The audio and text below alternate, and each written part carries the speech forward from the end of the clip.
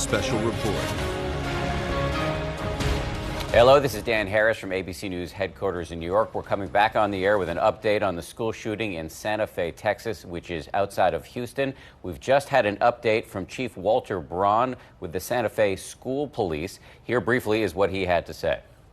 As you're aware, a horrific event occurred today at Santa Fe High School. This time the campus has been cleared of all students and staff members, and the students and staff have been relocated to a reunification site and are in the process of being reunited with their families.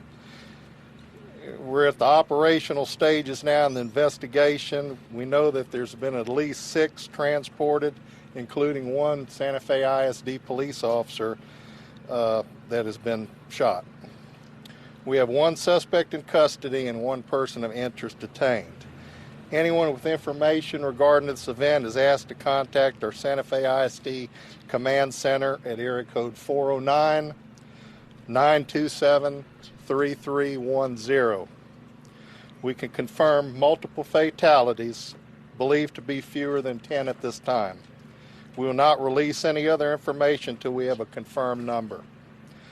Injured students and staff have been transported to area hospitals. Any parents and family members can go to the Alamo Gym, which is located at 13306 State Highway 6, for any additional information regarding their student. Our primary focus at this point in the investigation has been to secure the schools and evacuate all the students to the evacuation relocation facility. There are multiple agencies on site to support our district and our community, such as the FBI, the ATF, Texas Department of Public Safety, and other area law enforcement agencies and first responders. There have been explosive devices found in the high school and surrounding areas adjacent to the high school. Because of the threat of these explosive items, community members should be on the lookout for any suspicious items and anything that looks out of place. Do not touch any items that look out of place, and immediately call 911 so that the appropriate authorities can respond.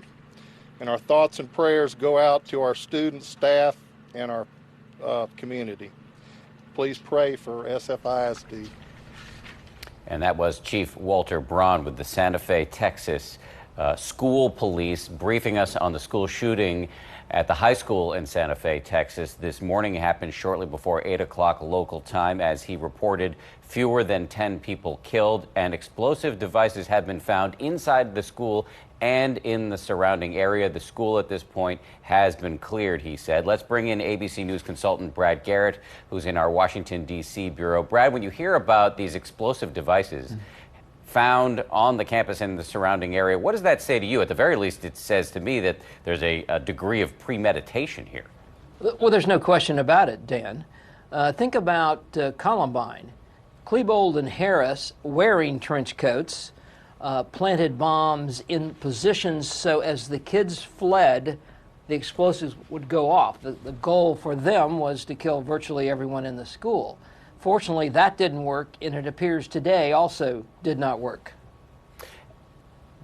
Stand by, Brad. I want to ask you a few more questions, but I do want to play for our viewers what the President of the United States, Donald J. Trump, had to say about this incident just a short while ago. Here's what he had to say.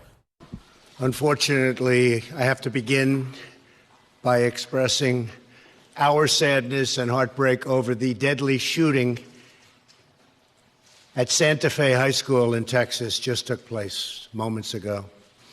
We're closely monitoring the situation, and federal authorities are coordinating with local officials. This has been going on too long in our country, too many years, too many decades now. We grieve for the terrible loss of life and send our support and love to everyone affected by this absolutely horrific attack. To the students, families, teachers, and personnel at Santa Fe High, we're with you in this tragic hour, and we will be with you forever. My administration is determined to do everything in our power to protect our students, secure our schools, and to keep weapons out of the hands of those who pose a threat to themselves and to others. Everyone must work together at every level of government to keep our children safe. May God heal the injured, and may God comfort the wounded, and may God be with the victims and with the victims' families. Very sad day. Very, very sad. The President of the United States, Donald J. Trump, speaking at the White House just a short time ago about the school shooting in Santa Fe, Texas. Fewer than 10 people killed. Let's bring in ABC News White House correspondent Cecilia Vega, who's at the White House right now. Cecilia, the President expressing anger and sadness over this latest shooting, saying this has gone on too long. What's your sense about what his policy proposals are to address this ongoing problem, which has been called a chronic problem and a virus?